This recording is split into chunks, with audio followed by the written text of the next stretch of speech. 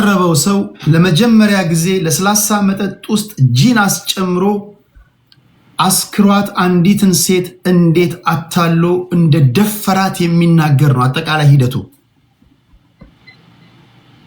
አስባችኋል? ነውሩን ውርደቱን በማይክ በካሜራ አጅቦ እንደ ኩራት ሲያወራ ማለት ነው። አንዲትን ሴት ለአስተናጋጅ ተናግሮ አስተናጋጇ ያዘዘው መጠጥ ውስጥ ሚያፈዝ ወይም ደግሞ ሚያጀዝብ ነገር እንድትጨምር ካደረገ በኋላ ደፈርኳት ብሎ በዩቲዩብ በሚቀርብ አንድ ፖድካስት ላይ ይነግረናል። እጅግ አሳዛኙና አስደንጋጩ ነገር አዘጋጆች ኦፍ ኮርስ የጊዮርጊስ ደጋፊዎች አይዞን ለሁሉም ቀን አለው አይዟችሁ ደረታችሁን የምትነፉበት ደግሞ ድጋሚ ታሪካችሁ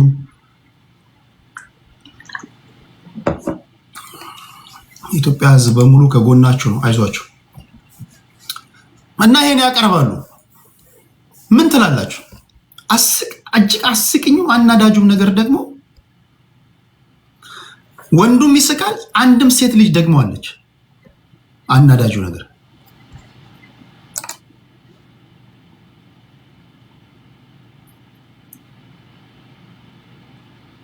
ለማንኛውም እስኪ ስሙት።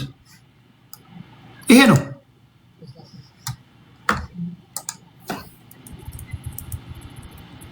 ሰውየው።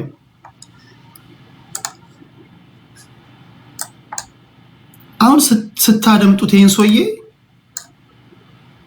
ወይ እህታችሁን ወይ ልጃችሁን እንዳደረገ እንደዚህ እንደሚናገረው ያደረገው የእናንተ ልጅ ወይ እህታችሁን እንደሆነ እያሰባችሁ እንደው ሌላው ቢቀር እንደው ሞራል ወይም ህሊና እንኳን ቢጠፋ እንደዛ እንድታስቡ ለማለት ያለው እንጂ ማንኛውም የሰው ልጅ ሊያሳዝን የሚገባ ኢንተርቪው ነው። እስኪ ስሙት። ከፈትና ውስጥ ጂን ጨምርበት አልኩት ለስላሳው ላይ። እሺ ጂን አስጨመርኩና አሽግና አመጣ ሰጣ። ለኔም ቢራ ሰጠኝ ጠጣን። ደቅ አድርጋችሁ በጣም ጥሩ አልኩና የሚቀጥለው ግን ይቀር አልኩና አሁን ደቀመኝ። ሰደክም ወይ ሰርዬ ባክሽ የኔ ሰዎች ቪዲዮን ሲያዘጋጁ ክሮፕ ሲያደርጉ ሰውየውን ቆርጠውታል። ለማንኛውም የሰውየውን ፎቶ ከመጀመሪያ ላይ ስላላሳያቸዋለሁ እግረኛው የሚባል ሚዲያ ላይ ነው። እሺ ስሙት። ጭንቀት ይመጣል። ተኛ አልኳት። የት ተኛለህ? አልጋ ልክ ላይ ግባ ተኛለች። ገባሁና ቁጭ አልሽ ወንበር ላይ ውልቅልቅ አልኩልኝ እና ልብሴን እዛ ጣልኩና ተኛው። ውሸቴን ነው እንቅልፍ አላዘኝ። እሺ ወይ ሰርዬ ነው ተኛ አልኳት። መጣች ተኛች። እቅፍ አልኩና እዚህ ግንባሯ ላይ ሳም አረኳት። ይቀጣል ሳም አረኩኝ። ወደዚህ ወደ ከንፈሯ ላይ እኮ እሺ አንቺ አታዳምጪ። እሺ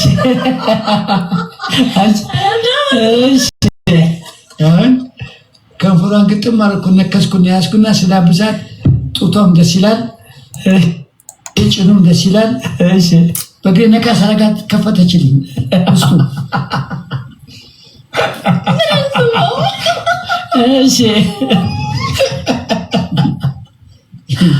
እሺ ሰማችኝ ነው ምን ተሰማችሁ? ጡቷ ደስ ይላል፣ ጭኗ ደስ ይላል።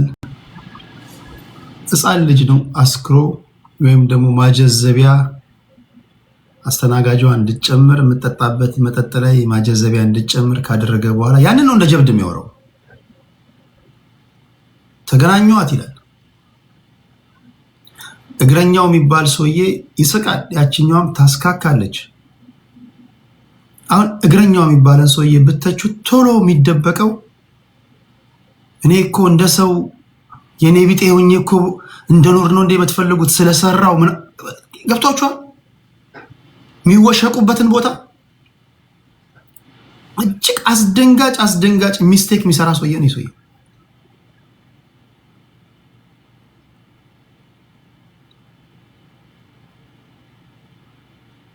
ምን ሊባል እንደሚችል አላውቅም። በጣም ብዙ ሰዎችን አናዷል። እንዲህ ያለ ነገር አይደለም እንደዚህ በቪዲዮ ቀርጸ ማይክ ደቅነ ምናምን ሻይ ቡና እያልኩ እንኳን ለመስማት እኮ ሰው እኮ ታያለህ። እንደዚህ ሰው ሰማን ምናምን እኮ ትላለህ። ቢኒ ዳና እንዴት ነው ቢኒያችን? በኋላ እንገናኛለን። ይሄን ቀርጸው ማይክ እንትን ብለው የተሳሳቁ ፖስት አድርጓል። ህፃናቶች ያሉ የሃይማኖት አባቶች ይሄ ነገር ፐብሊክ ላይ አይደለ ፐብሊክ መታየት የለበትም። አረ ይሄ ነገር ይውጣ፣ አረ ይሄ ነገር ትክክል አይደለም ብሎ የዚህ እግረኛው የሚባል ሰውዬ አእምሮ አልነገረውም ማለት ነው። አእምሮ ካልነገረው አምሶይ እግሩ ብቻ ሳይሆን እኔ ይቅር ይበለኝ እግሩ ብቻ ሳይሆን አእምሮም ተጎድቷል ማለት ነው ሰውዬው። አሜን።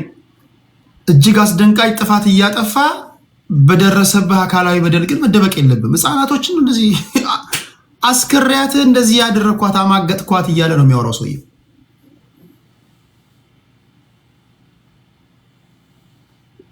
የሰራተኛና ማህበራዊ የሴቶች ጉዳይ ይህን ሰውዬ ሀይ ባይ ሊለው ይገባል፣ ሀይ ሊባል ይገባል።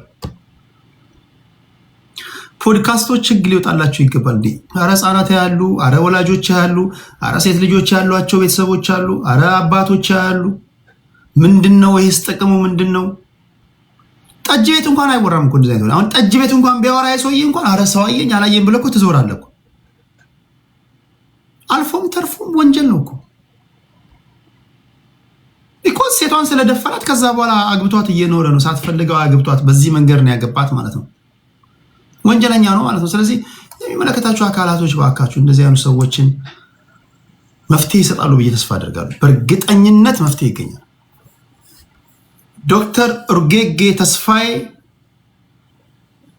የሰራተኛና ማህበራዊ ጉዳይ የሴቶችና ወጣቶች ቢሮ፣ ባህልና ቱሪዝም ቢሮ የሚመለከታቸው አካላት የፌዴራል ፖሊስ ስርዓት አስይዙት ይህን ሰውዬ ወይም ደግሞ እንዲህ ያሉ ሰዎችን ስፔሲፊካሊ ይህን ብቻ ሳይሆን እንዲህ ያሉ ሰዎች ነገሮችን ይሄ በነገራችን ላይ ሆን ብለው እንዲህ ያለ ነገር ካልሆነ ቪው እንደማያገኙ ስለማያውቁ ፈልገው ነው የሚያመጧቸው። ደግሞ እጅግ ደግሞ አናዳጁ ነገር ሰውዬው ጠይቁኝ ብሎ እኮ አይደለም እንዲህ ያለ ታሪክ እንዳለው ሰምተው እና ብለው ለምነውት ነው ያመጡት። እግዚአብሔር ያሳያችሁ። ቤቱ ሄደው ነው ኢንተርቪው የሚያደርጉት ወይ ጋብዘውት ነው ና ተብሎ ተጋብዞ ተለምኖ ነው ሰውየው እንግዲህ ጀብዱ ነው የሚናገረው ማለት ነው። ጀብዱ ሴቶችን ህፃናትን እያሰከረ ምናምን መድፈር ነው።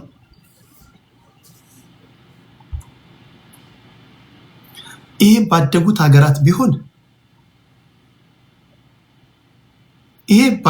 ሀገራት ቢሆን መድኃኒዓለም ይሄ ነው ልዩነቱ። ባደጉት ሀገራት ነዋሪዎችና በእኛ መካከል ያለው ልዩነት ይሄ ነው። በጣም ብዙ የተሰማቸው ሰዎች አሉ። በእርግጠኝነት ምላሽ ያገኛል። ይሄን ነገር ምላሽ እንደሚያገኝ እርግጠኛ ነኝ። ምላሽ የሚመለከታቸው አካላቶች ይሰጣሉ። ሌላው ከማህበራዊ ጉዳይ ከሰማናቸው ነገሮች ማህበራዊ እነዚህ ናቸው። ወደ ፖለቲካዊ ነክ ጉዳዮች ስንሄድ ክብራትና ክብራን 7ኛ ዙር ሀገራዊ ምርጫ ሊደረግ ከ90 ቀናት ያነሱ ጊዜያቶች ናቸው የቀሩት። በዚህ ጊዜ የብሔራዊ ምርጫ ቦርድ ሰራተኞች ቅሬታ እያሰሙ ነው። ለቀን ውሎ አበል የተመደበልን ብር በቂ አይደለም ብሏል። ቦርዱ የመደበው የቀን የውሎ አበል የምግብና አልጋ፣ ቅድም ጠይቄያችሁ ነበር። ምግብ፣ አልጋ እንደዚህ አድርጌ ዩቲዩብ ላይ ያላችሁትንም ልጠይቃችሁ። ለአንድ ስራ ተመድባችሁ የሆነ ቦታ ትሄዳላችሁ እንበል። በጣም ላግዠሪ የሆነ ቦታ አይደለም፣ መደብ ላይም አይደለም፣ መሬት ላይም አይደለም። አቨሬጅ የሆነ መተኛ ላይ ትተኛላችሁ። አማካይ የሚባል ቁርስ፣ ምሳ፣ እራታችሁን እንዳትራቡ ብቻ ነው የምትበሉት። እንዳትራቡ ብቻ ሲባል ቁርስ ለምሳሌ የምትበሉትን ታውቃላችሁ ወይ? አይ ዶንት ኖ። ቁርስ ምንድነው? አሁን ባለው ሁኔታ ቁርስ ሲባል ለምሳሌ ሀብታሞች ጋር ስትገባ፣ ድሃዎች ጋር ስትገባ፣ አማካይ ኖሮ ያላቸው ጋር ስትገባ የሚያቀርቡልህ ይለያያል። ለምሳሌ ቁርስ ምን እንበል? ቁርስ ምን እንበል? ፉል እሺ እንበል። ቁርስ ፉል ቴንኪው አትላስ። ምሳ ምን እንበል? ምሳ ፍርፍር። ኦኬ ፍርፍር። ምሳሳ ምን? እሺ ቁርስ እንቁላል ፍርፍር። ምሳሳ ወይ ዱለት። ምሳ በቃ አቨሬጅ የሚባለው ነገር በየአይነት። እሺ እራትም በየአይነት በላ እንበል፣ ደገመው እንበል። ከዛ ማደሪያ አለ። ቁርስ እንቁላል ፍርፍር፣ ምሳ በየአይነት፣ እራትም ደገመው በየአይነት። ከዛ ማደሪያ አለ። ስንት ነው የቀን? አሁን በዚህ በነገራችሁኝ አንድ ሰው ለቀን ምን ያህል ያስፈልገዋል? አሁን ባለችው ኢትዮጵያ ቅድም አልጋ አልጨመርኩም ነበር፣ አልጋ ረስቻለሁ። 2000 2500 2000 ቅድም አልጋ አልነገርኳቸውም። ቁርስ ምሳ እራት ብዬ ብቻ ነበር የነገርኳቸው።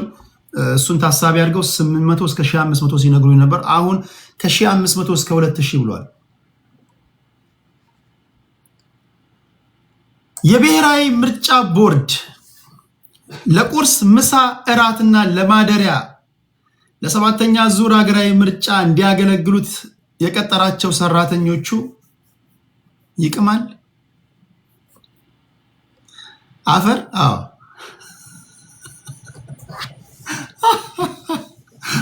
ይቅማል።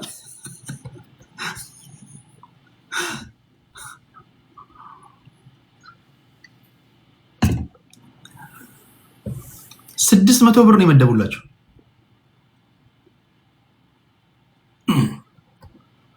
ለሰባተኛ ጠቅላላ ምርጫ አስፈጻሚ የሆኑ አካላት ምርጫ ቦርድ የመደበላቸው የቀን ውሎ አበል 600 ብር ነው።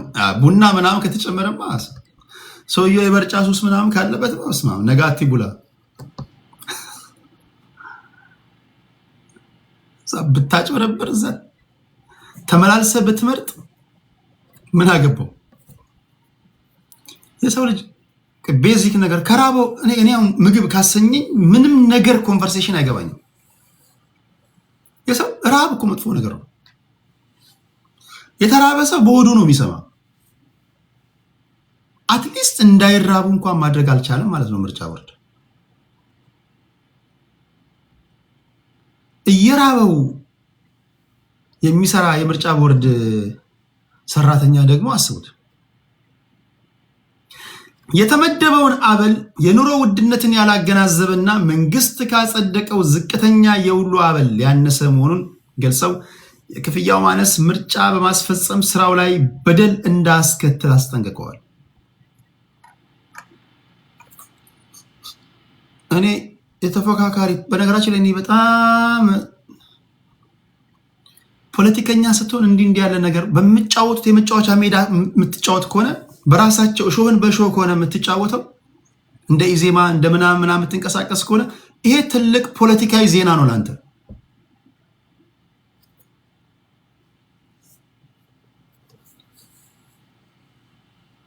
እኚህን ሰዎች በምግባቸው ወይም ደግሞ በቀን አበላቸው ከያዝካቸው ኮረጆ ሊገለብጡሉ ይችላሉ።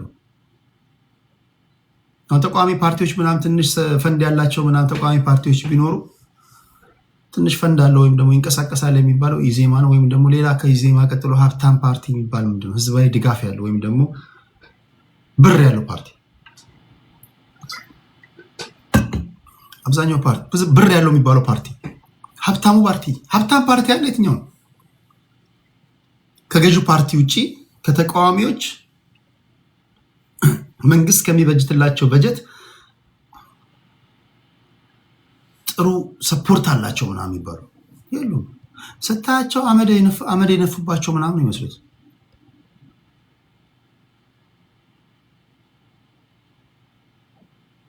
ማንም የለም እንጂ ቢኖር ኖሮ እነዚህን ሰዎች በገንዘብ ምናምን ቢይዟቸው ይኸው እነሱም እኮ የሚሉት ይሄ ነው።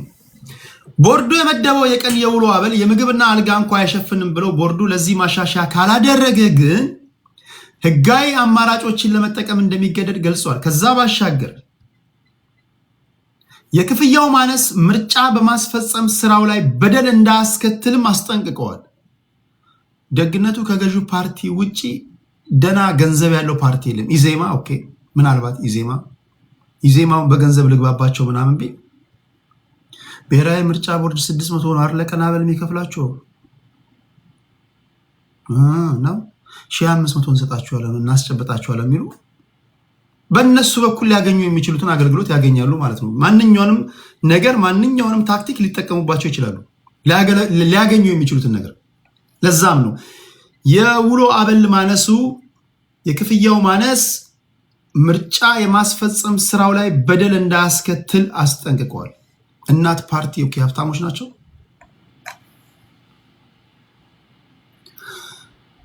አበሉ ለምን የኑሮ ውድነትን ታሳቢ ተደርጎ አልተሰላም ወይም አልተመደበም? ለምን መንግስት ካጸደቀው የውሎ አበል መጠን ያነሰ ሆነ? የአበሉ ማነስ በስራው ላይ በደል አያስከትልም ሲል ምርጫ ቦርድ ተጠይቆ ነበረ። የቦርዱ ዋና ሰብሳቢ ሜላትወርቅ መልሰዋል። በስድስተኛው ሀገራዊ ምርጫ ሲከፈል የነበረው በጣም ዝቅተኛ ነው። አሁን ግን የኑሮ ሁኔታ ስለጨመረ በእጥፍ ነው ክፍያ የጨምረው።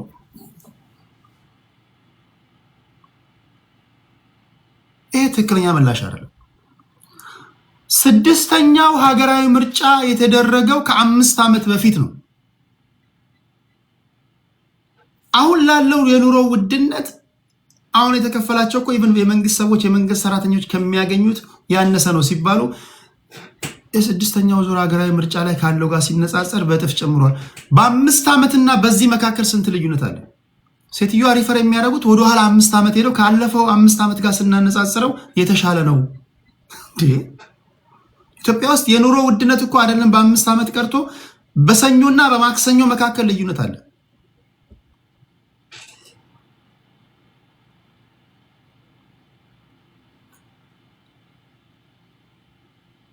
እኔ ማዘር የሆነ ነገር እያደረገች ሲሚንቶ ለገዛ እንትን ያለችኝ 1200 ነው ምናምን 1500 ነው ምናምን ብላኝ ሰኞ እራሷው እናቴ ማክሰኞ ደውላ 1800 አለችኝ። የሷ ድምጽ ነው ምናምን ብዬ በቪዲዮ ምናምን አለች። ትናንት 1500 ብለሽኝ ነበር አሁን ከዛ ደግሞ እስከ ሮብ ከቆየ 2000 ይሆናል አለች። በሰኞና በማክሰኞ መካከል አገር ቤት ቤተሰብ ያላችሁ ይገባችኋል። ደግሞ ሲጨምር 500 400 ምናምን ሴትዮዋ ሪፈር የሚያደርጉት አረ ካለፈው 5 ዓመት ጋር ሲነጻጸር እኮ ስናነጻጽረው በእጥፍ ጨምረናል። በሌላ አባባል የዛሬ 5 ዓመት የቀን አበላቸው 300 ብር ነበር፣ አሁን እኛ 600 ብር አድርገንላቸዋል።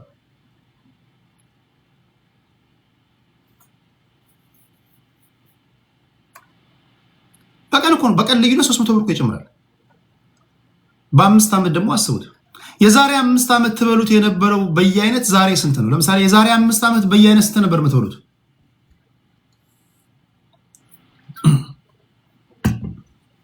በየአይነት የዛሬ 5 ዓመት የሚያስታውሳለ ስንት ነበር? 50 ብር 15 ብር የሚል አለ፣ 50 30 ብር ያለ። አሁን በየአይነት ስንት ነው?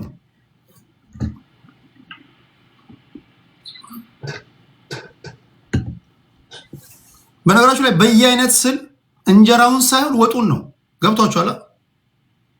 እንጀራውን መሽጎርጎር፣ አንዳንዶቻችሁ የእንጀራውን መሽጎርጎር እያልኩ እንዳይመስላችሁ ነው። ወጡን ነው፣ የተለያየ ወጥ ያለው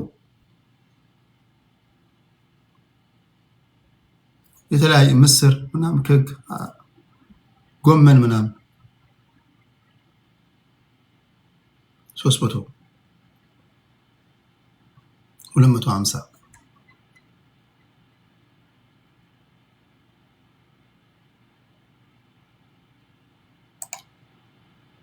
600 ብር ነው ምናምን። እሺ ለማንኛውም ብሔራዊ ምርጫ ቦርድ ለነዚህ ሰዎች ግራ ቀኙን አይቶ ማስተካከያ ያደርጋል ተብሎ ይጠበቃል። ይሄ ነው ያቀረቡት ቅሬታ።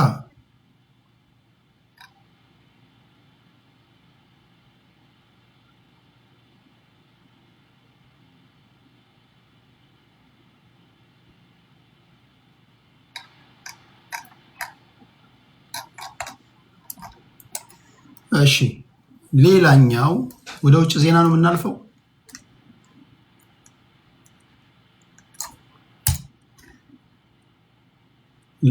ወደ ውጭ ዜና ነው የምናልፈው። የሰለሞን ቦጋለ አለ ከፋኖ ጋር በተያዘ ዜና አለ።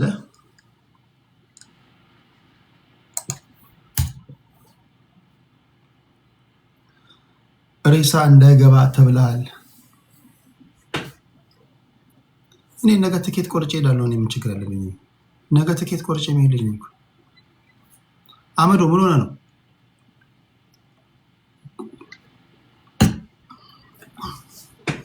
እኔ ነገ ትኬት ቆርጬ የሚሄድ ካለብኝ እሄዳለሁ። የፌት ቦታ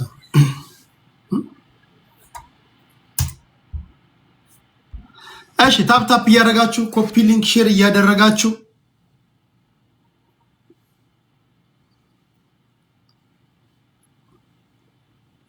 ህዝባዊ ወያኔ ሓርነት ትግራይ እሱን ዜና እዚህ ጋር ላምጣው።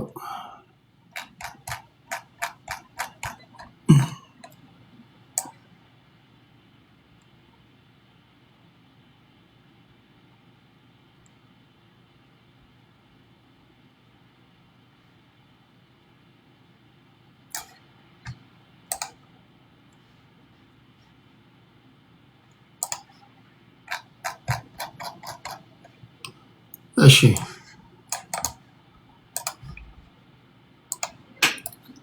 አረ ሰዎች ባትነኩኝ ምን አለበት እባካችሁ፣ ሰዎች ስራዬን ልስራበት። ከፋኖ በፊት ጀነራል ታደሰ ወረደ በገዛ ፍቃዳቸው የስራ መልቀቂያ አስገብተዋል እየተባሉ እየተነገረባቸው ነው። ጀነራል ታደሰ ወረደ በቅርብ የሚያውቋቸው ሰዎች፣ እኔ በቅርበት አላውቀውም ሰውየውም በቅርበት የሚያውቁ ሰዎች ግን ስለ ሰውየው ሲናገሩ ውስጡ አይታወቅም ይላሉ።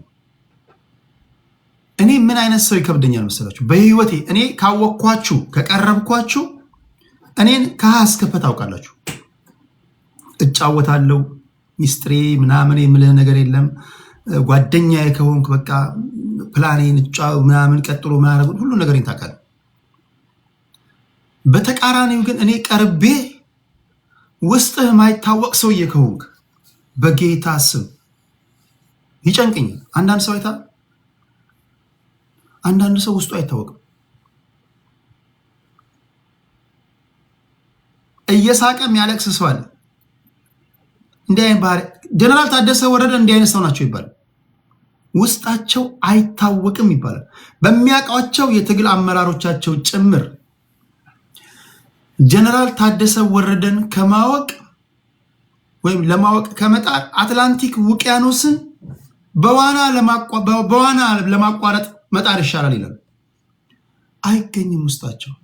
ጌታቸው ረዳ መቀሌ በነበሩ ሰዓት ምክትል ፕሬዝዳንት ሆነው ከአቶ ጌታቸው ረዳ ጋር ምሳ ሰዓት ላይ ምን ማድረግ እንዳለባቸው ሲመክሩ ውለው እራት ሰዓት ላይ ከህዝባዊ ወያኔ ሓርነት ትግራይ ጋር ጌታቸው ረዳን እንዴት መግደል አለብን በሚባለው ስብሰባ ላይ እጅ ያነሳሉ። እግዚአብሔር እንዲህ ካለው ወዳጅ ይጠብቃችሁ። ጠዋት ከናንተ ጋር የኔ ጌታ እንዴት እናርገው ይሄን ነገር እንዴት እንፍታው ምናምን እየተመካከረ የነበረ ሰውዬ ከሰዓት እንዴት እንግደለው በሚባልበት ስብሰባ ላይ ይገኛል። ተሳስቶ ነው ምናምን እንዳትሉ ይደጋግማል አሉ። ፍጹም ውስጡ ማይታወቀው ደብረጽዮን ገብረ ሚካኤል ራሱ ስለ ጌታቸው ስለ ጀነራል ታደሰ ወረደ ሲናገር እግዚኦ ይላል። ኢቭን ደብረጽዮን ራሱ እግዚአብሔር ያሳይ። ደብረጽዮንም እንደዛ የሚባል ሰውዬ እንግዲህ እንደዚህ ካማረረ ብዙ ሰዎች ናቸው እንግዲህ የትግል አጋሮቻቸው በተለያዩ መድረኮች የሚናገሯቸውን ኢንተርቪው ስታደምጡ የጌታ የታደሰ ወረደ ውስጥ አይገኝም ይላሉ። ኢቭን ደብረጽዮን እንኳን ይገርመዋል ይላሉ። ኢቭን ደብረጽዮን እንኳን ይገርመዋል ማለት ራሱ ደብረጽዮን ራሱ እኮ ውስጡ ባለመገኘት የሚጠረጠር ሰው ነው ወይም ደግሞ የሚታማ ሰው ነው። ውስጡ አይገኝም እና ይባላል። ለማንኛውም ጌታቸው ረዳ የኢንተሪም ገቨርንመንት አስተዳዳሪ በነበረ ሰዓት ከጌታቸው ጋር ምክትል ፕሬዝዳንት ሆነው ክልሉን እንዲያስተዳድሩ ተሹመው ከጌታቸው ጋር ሌላ ከቲፒኤልኤፎች ጋር ሌላ ከቲፒኤልኤፎች ጋር ሌላ ከጌታቸው ጋር ሌላ። ጌታቸው ትንሽ ከተሜ ነው ወይም ደግሞ ወጣት ነው፣ በጣላ ፊደል የቆጠረ ነው፣ ሁሉ ነገር ግልጽ ነው እና አይ ቲንክ ጌታቸው ረዳ ራሱ ህወሓቶችን ከመታገል በላይ የጀነራል ታደሰ ወረደን ባህሪ ለማወቅ ያደረገው ትግል እድሜውን ትልቅ ኤክስፒሪየንስ ያሰጠው ይመስለኛል።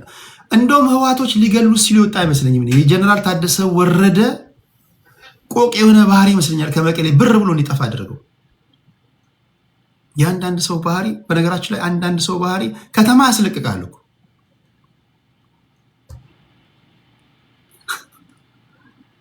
ጠዋት ጌችዬ ከሰዓት እንዴት እንውጋው በሰፈሩት ቁና መሰፈር አይቀርም እንዲሉ ጌታቸው ረዳ መቀመጫው እሳት ሆኖባቸው ወደ ፌዴራል መንግስት ወይም ወደ አዲስ አበባ ከተሰደዱ በኋላ እሳቸው ተሾሙ። እሳቸው ከተሾሙ በኋላ ጌታቸው ረዳ የገጠመው ዕጣ ፈንታ ነው የገጠማቸው ይባላል። አሁን እሳቸውን ስለማንሳት ሲያደቡ የቲፒኤልኤፍ ሰዎች እኔን የሾመኝ የፌዴራል መንግስቱ ነው፣ እሱ ነው ሊያነሳ የሚገባው ይላሉ። ለማንኛውም ጀነራል ታደሰ ወረደ በገዛ ፈቃዳቸው የስራ መልቀቂያ ደብዳቤ በመጻፍ ከስልጣናቸው እንዲለቁ በመንጆሪኖ ወይም መንጆሪኖ ማለት የአቦይ ስብሃት ቡድን ናት። የቀድሞ የአባይ ፀሐዬ ሚስት እንኳን አትባልም፣ ውሽማ ነበረች ተብሎ ነው የሚታማው። የስብሃት ዳይነስቲ የሚባል አለ። ስብሃት ዳይነስቲ የሚባሉት ስብሃት አሉ። ከዛ ቅዱሳን ነጋ አለች፣ አቤሴሎም ነጋ አለ፣ እንደገና መንጆሪኖ አለች። አባይ ፀሐዬ አበ ልጅ ነው። ቲፒኤልኤፍ ማለት ከ80% በላይ አቦይ ስብሃት ናቸው። መንጆሪኖን አባይ ፀሐዬ ያገባል። አባይ ፀሐዬ ተዋትና አባይ ፀሐዬ ሰውየው ትልቁ ታክቲካቸው ወይ ልጆቻቸውን ይድራሉ የህወሓት ባለስልጣናቶች፣ ወይ አክስታቸውን ልጅ ወይ ምናምን ወይ አክስትን ልጅ ምናምን ለህወሓት ባለስልጣናቶች ይድራሉ። ጥልፍልፍ ነው። በዛ መንገድ ነው የስብሃት ዳይነስቲ የተባለው። 80% 70% የሚሆነው የአቦይ ስብሃት እንትን ነው። አሁንም ለዛ ፓርቲው መላቀቅ ያልቻለው ከአቦይ ስብሃት ስብስብ በዚህ ምክንያት ነው።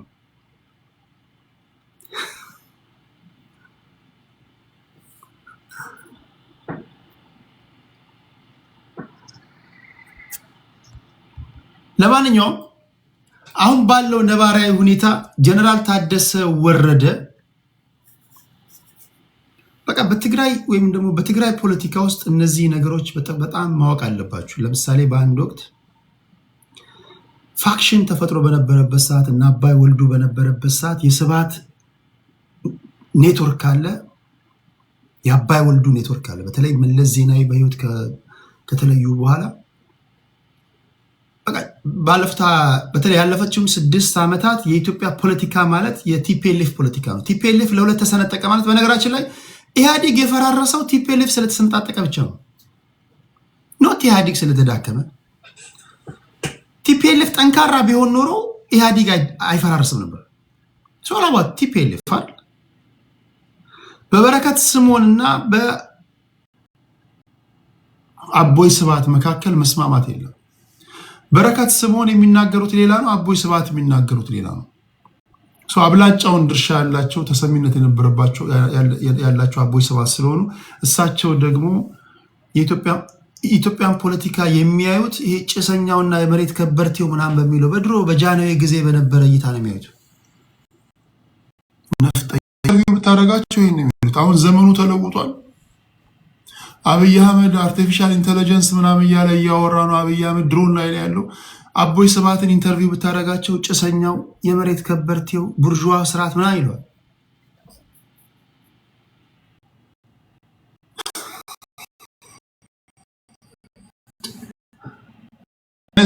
ተገዝቶም ይኖራል። አሁን ግን እንደ በፊቱ አይደለም። በጣም ጉድ ነምበር ኦፍ ትግራዋይ ፖፑሌሽን በጣም ኦፖዝ እያደረጉ ያሉ እየተቃወሙ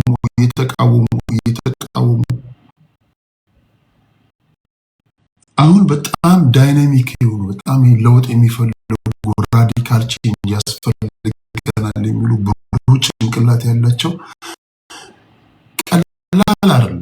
በተለይ ሰምተህ ከዛ በኋላ እኩል ታስብ አትችልም። ሬዲዮ አንድ አይነት፣ ቲቪው አንድ አይነት ነው።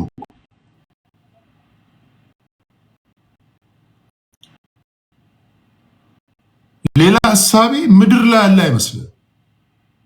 ታትሷ አንዳንድ ጊዜ ወጣቶች በአስራዎች ውስጥ የምታገኛቸው በሀያዎች ውስጥ የምታገኛቸው ከአቦይ ስብሐት ያልተሻለ ትንታኔ ሲሰነቱ ነው የምሰማቸው። እኔ አንዳንድ ጊዜ ይገርመኛል።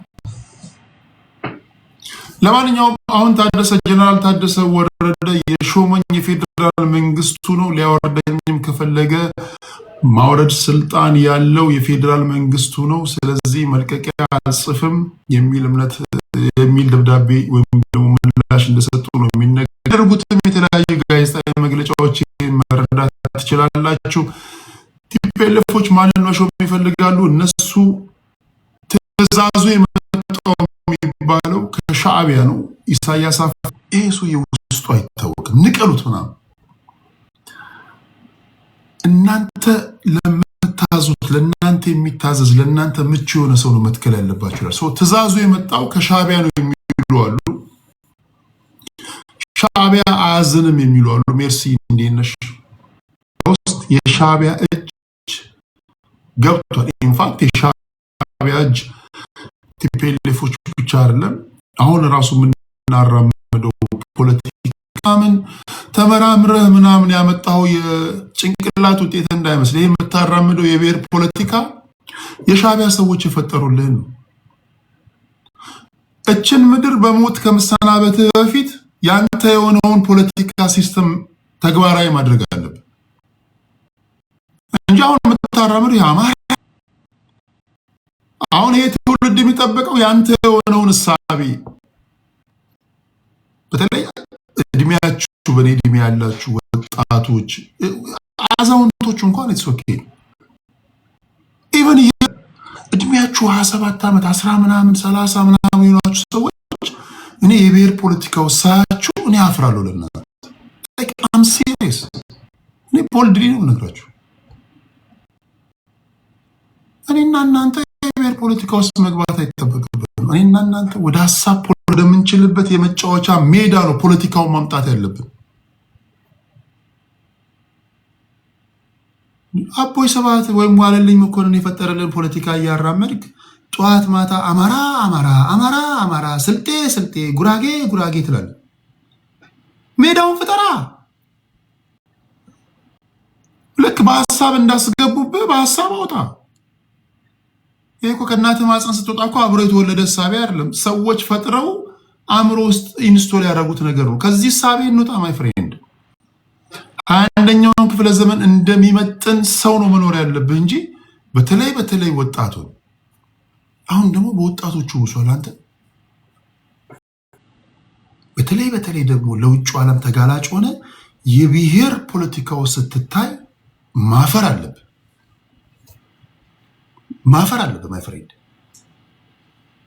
ፖለቲካ ወደ ሀሳብ ፖለቲካ መምጣት አለበት። ይህንን ላለፉት 3 አስርት ዓመታት ደግመን ደጋግመን ተግባራዊ አድርገን አሁንም አቦይ ስብሐት በፈጠሩ ላይ መጫወቻ ሜዳ ኢቭን ትግራዮች ራሳቸው ቋቅ ብሏቸዋል፣ አስጠልቷቸዋል። በነገራችን ላይ ትግራዮች እንደ ትግራይ ስለምታናግራቸው ይመልሱላል እንጂ ደብሯቸዋል። ብዙዎቹ ሲናገሩ የምሰማቸው ከዚህ ሂሳቤ እንውጣ ነው የሚሉት። እኔ እንግዲህ የምሰማቸው ፈልገው አይደለም፣ ግን እንደ ህዝብ ስለምተነተነባቸው እንደ ህዝብ ይመልሳሉ።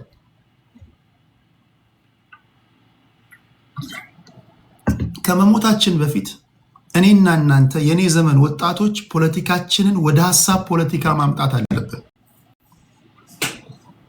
ወደ ሀሳብ ፖለቲካ ውስጥ ለመግባት ብሔር ውስጥ መግባት የለብን። ፖለቲካ ውስጥ ለመግባት ሀሳብ ነው የሚያስፈልገን። ብሔር ፖለቲካ አይደለም። ብሔር ብሔረሰቦችን ማክበር አለብን። 76 በፌዴሬሽን ምክር ቤት ትኬት እንዳመጣቸው አላውቅም። 15ቱን የፌዴሬሽን ምክር ቤት ንገራቸው ብሎኛል። በፌዴሬሽን ምክር ቤት ተመዝግበው ያሉ 76 ብሔር ብሔረሰቦች ናቸው። ብሔር ታከብራለህ። ፖለቲካ ግን ሀሳብ ነው መሆን ያለበት። ፖለቲካ ሀሳብ ከሆነ እንቁልፋቶ ሁሉ ሲንጠባጠብ እስኪ ከፍ አድርገው ውይይቱ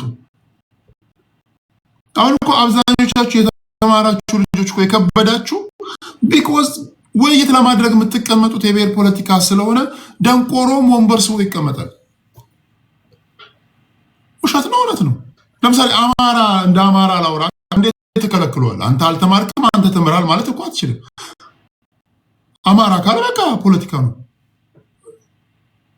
አማራ ተበድሏል ምናምን እንዲሆኗል ሲል ችግርህን አጉልተህ የመናገር ነገር ነው የሆነው እኮ። በደልን አጉልታ በ3 እጥፍ 10 እጥፍ አባስተ ወይ እንደ ትግራዋይ ወይ እንደ ኦሮሞ ወይ እንደ ስልጤ ምናምን ሰው ልትከለክለው አትችልም። ስለዚህ የብሔር ፖለቲካ አግዳሚ ወንበር የሆነው ለዛ ነው።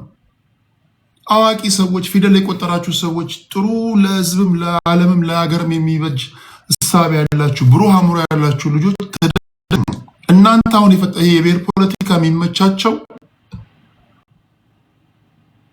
ሐሳብ ለሌላቸው ሰዎች ነው። ወይም ደግሞ ከብሔራቸው ውጪ ሐሳባቸው ለሌላ መሸጥ ማይችሉ ጭራሽ መጽሐፍ ይጽፋል።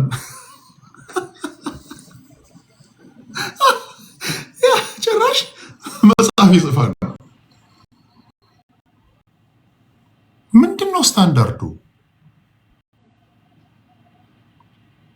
ለዛ ነው እኮ በተለይ የቆጠራችሁ ፊደል የቆጠራችሁ ብሩህ አእምሮ ያላችሁ ልጆች ባላዋቂዎች ስትሰደቡ የምትሉት እኮ ለዛ ነው እኮ ሰደብከኝ፣ ዘለፍከኝ፣ ሰደብከኝ፣ ዘለፍከኝ በሽሸቅ ውስጥ የምትገቡት።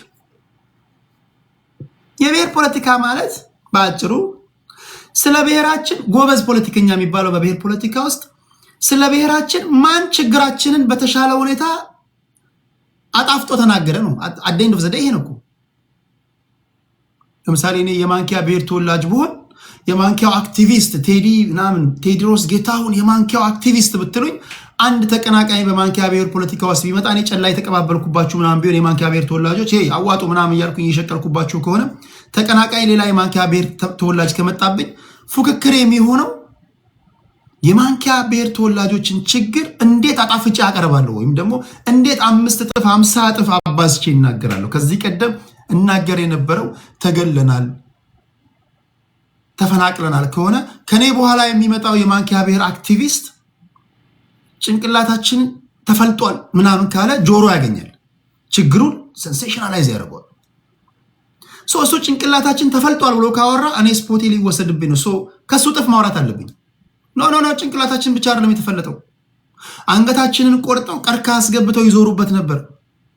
የወንድ ብልቶችን ቆርጠው እንደ ጥሩምባ አይነፉ ነበር ምናምን ያልት አድማጩም ፒፓውም የሚሰማ እንዴት ነው?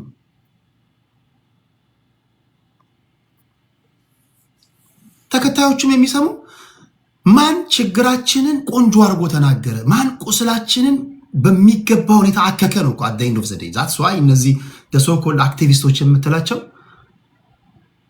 ለምሳሌ የኦሮሞ አክቲቪስቶች ከምትላቸው መካከል በጣም አክቲቪስት ነው ያልከው ሰውዬ የሚናገረው ንግግርና መሬት ላይ ያለው የኦሮሞ ህዝብን ብታይ የሰማይና የምድር ያለ ልዩነት አለ። በነገራችን ላይ ትክክለኛ ብሔርተኛ ስትሆን በጣም ጨዋ ነው የምትሆነው። አንደኛ ብሔሩን ታውቃለህ፣ እንግዳ አቀባበል ታውቃለህ፣ ስርዓት ትማራለህ፣ ለአንዱ ያለ መልካምነት። ብሔሩ እኮ እንደዛ አስበው።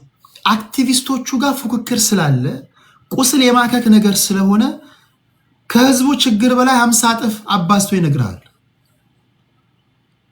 እንደ አክቲቪስቶቹ ህዝቦቹ ክፉ ቢሆኑ ኖሮማ ኦሮሞ ያን ሁሉ ህዝብ በውስጡ አስቀምጦ አይኖርም። ትግራዋይ ያን ኢትዮጵያ ውስጥ መጥቶ አይኖርም። ወይም ደግሞ ሌላ ቦታ ሀገሬ ብሎ አይኖርም። አማራ ሀገሬ ነው ብሎ በየቦታው አይኖርም ነበር እኮ።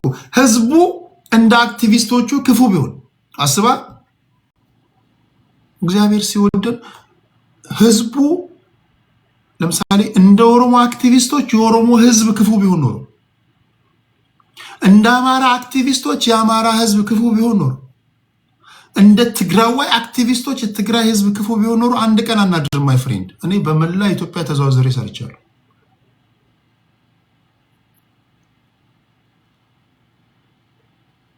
አሁን እዚህ ሶሻል ሚዲያ ላይ በጣም አክቲቪስት ነን የሚሉት የሚናገሩትን ንግግር ሰምተ ህዝቡ ጋር ስትሄድ ያስለቅሳል።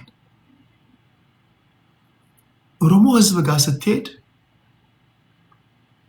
ይሄ ማጋነን አይደለም፣ እግዚአብሔር ምስክሬ ነው። ውሃ ጠማኝ ብትለው ህዝቡ ወተት ነው የሚሰጠው። ውሃ ጠማኝ ብትለው ወተት ይሰጣል። ስለዚህ የብሔር ፖለቲካ ኢንተረስት ግሩፖች ለነሱ ምቹ ነው። ይሄ ዲዛይን ሲደረግ እንደ ሀገር እንዳናስብ ተብሎ የተሰራ እሳቤ ስለሆነ ለእሳቤው ፈጣሪዎች ምቹ ነው። ለምሳሌ እኔ ኤርትራዊ ብሆን ወይም ደግሞ እኔ የሻዕቢያ ደጋፊ ብሆን እድሜ ልክን ከብሔር ፖለቲካ እንዳትወጣ ነው ማድረግ እድሜ ልክን ቢኮዝ። ስለዚህ አንድ የሻዕቢያ ደጋፊ የብሔር ፖለቲካው እንዲጦዝ ኢትዮጵያ በብሔር እርስ በርሷ ብትባላ ቢፈልግ አልፈርድበትም።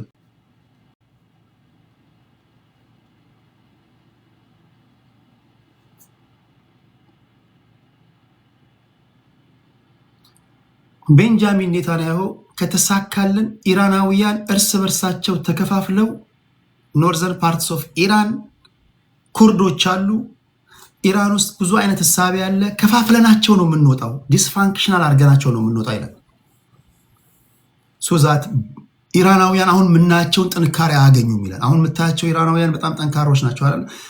ይሄ ውጊያችን ስኖት ይሄ ኒውክለር ስላበለጸጉ ምናምን አይደለም። ይሄ ውጊያችን የኢራናውያንን